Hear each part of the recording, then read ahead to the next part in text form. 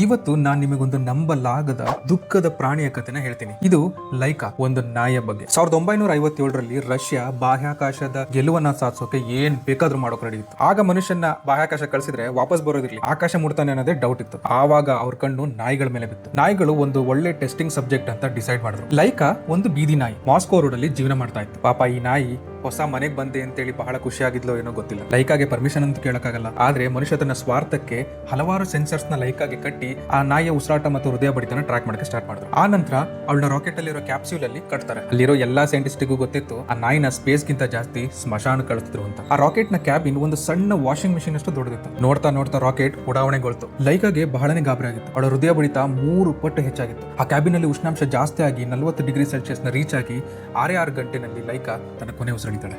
So ನಿಮ್ಗೇನ್ ಅನ್ಸುತ್ತೆ, ನಮ್ಮ ಸ್ವಾರ್ಥಕ್ಕಾಗಿ ನಾವು ಬೇರೆ ಪ್ರಾಣಿಗಳ ಬಲಿನ ತಗೋಬೋದಾ? ಕಾಮೆಂಟ್ ಅಲ್ಲಿ ತಿಳಿಸಿ. ನಿಮಗೆ ಈ ತರ ವಿಡಿಯೋಸ್ ಇಷ್ಟ ಆದ್ರೆ ಜಂಗಲ್ ವಿಸ್ಪರ್ಗೆ ಸಬ್ಸ್ಕ್ರೈಬ್ ಮಾಡೋದನ್ನ ಮರಿಬೇಡಿ.